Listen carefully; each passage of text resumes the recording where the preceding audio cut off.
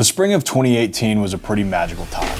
I had just gone out on my own and started my first venture, my commercial real estate brokerage, the Cobble Group. My overall goal in commercial real estate was to start buying commercial properties and tapping into the ever so tempting passive income that they brought. I just had one little problem. I didn't really have any money.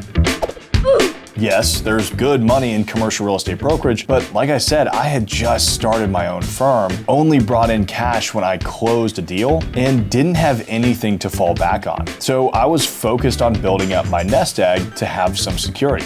But a fateful trip to Austin, Texas completely changed my entire trajectory. That's where I met this guy, Bruce Peterson, and learned about real estate syndication. You met me back when I was like 25, and for some reason you didn't look at me and go, you need to pay me $10,000. What the hell made you make that choice of just taking me under your wing and teaching me the ropes? You're sexy. I don't know what to tell you. It's all in the beard, baby. You see, I started my career as the in-house leasing agent at a boutique development firm where the partners were older and had all of their own cash. So I just thought, I guess I've got to save up for years before I could ever do my own projects. But fortunately, I was very wrong. Let's take it back to 5 years ago when I was just a wee little baby entrepreneur. Starting a business isn't easy, and I have always focused my career by networking. Real estate isn't necessarily what you know. Sure, that helps, but it really comes down to who you know. So I was spending my time flying across the country, going to masterminds and entrepreneurial meetups, and that is how I got invited to a GoBundance event in Austin, Texas. Well, one of the presentations that we ended up having at this mastermind was from Bruce Peterson. He got up there and talked about real estate syndication, which is something that he had been doing since 2013, raising capital from friends and family to go out and buy large apartment complexes. But yeah, I've syndicated everything I've ever done. I got a mentor.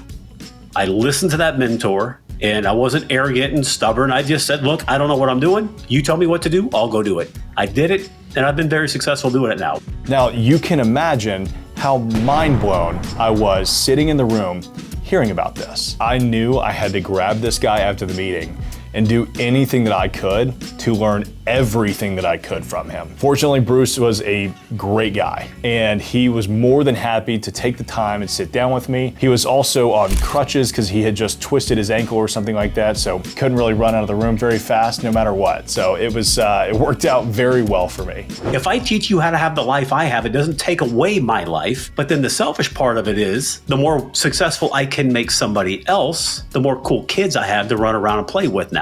You have to elevate your circle. I'm not saying leave your old friends behind, but if you're all doing the same thing, you're going to keep doing the same thing because you don't have anybody better at what you're trying to do to learn from. So you have to continue to elevate yourself. And that's what you did by putting yourself in a room with full of people that were worth at least $1 million. And there were a couple of people in the room worth over $100 million. And that's one point that I definitely want to leave you with. If you are interested in finding a mentor or a coach in this business, do everything that you can to lower those barriers of entry for them and make it as easy as possible for you to be their student.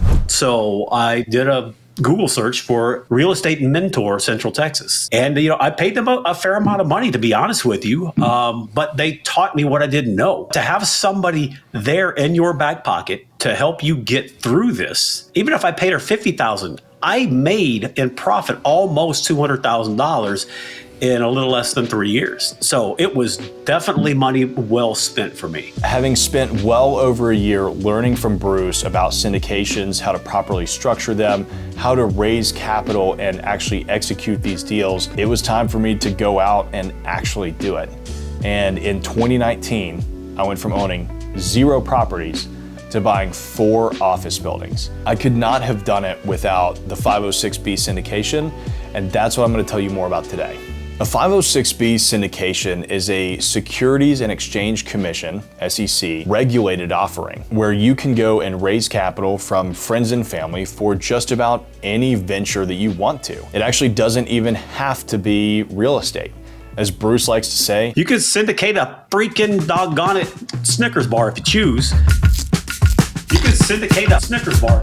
So a 506B syndication essentially splits the partnership into two separate groups. You have the general partners, which are the deal sponsors. That is what Bruce had been doing, where he goes out, finds the deal, does all of the underwriting and due diligence to make sure that the project is going to work, and then he raises capital from limited partners, the LP. Those are the silent investors. They are the ones that are actually giving you cash to go and execute the deal. Now, what is different from a syndication and a traditional LLC partnership? Well, anytime you have partners involved that aren't involved in the day-to-day decision making based on their percentage ownership rights, you probably have a syndication. It doesn't matter if it's one partner or 50. If any of them are silent partners, you probably have a syndication.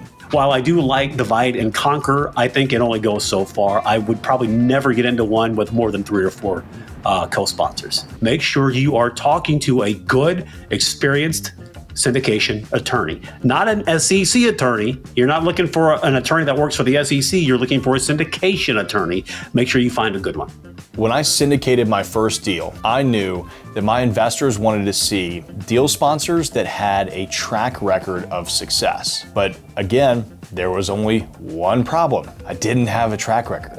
So I knew going into this, if I was going to do this properly, I had to find a co-sponsor, a partner in the general partnership with me that would give my investors enough confidence to give me capital. So that's when I started working on my offering memorandum for the project. I knew that if I put a good enough business plan together and I shopped it around to a couple of the bigger guys in Nashville and maybe even Bruce, that they would be interested in partnering with me so that I could do this deal. So I ended up finding a partner who prefers to remain private, that owned over 3,000 apartment units, which is a lot of real estate. And somehow he was interested in doing this deal with me and signed on. The full responsibility still fell on my shoulders to do the entire deal. But that meant that I had an ace up my sleeve. I could put his face, his name, and his track record next to mine and go raise capital based off of that. And those investors, they knew he could write a check for this entire deal and not even blink.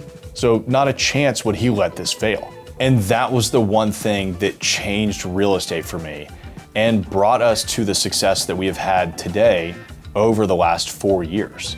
And I also appreciate that you're very upfront and honest about the downsides of syndication, because it is incredibly complex. It is difficult to do. It can completely change your life and your trajectory, which it did for you. It did for me. But you also have to be willing to put up with all of the sleepless nights and dealing with investors and dealing with other people's money, which is not for everybody. If you have no track record, you're new at this, you have no experience, you have never done it before, and you're going to ask somebody else for $10,000, $100,000, $500,000. Oh, but I'm not going to put any of my money in it. I'm special.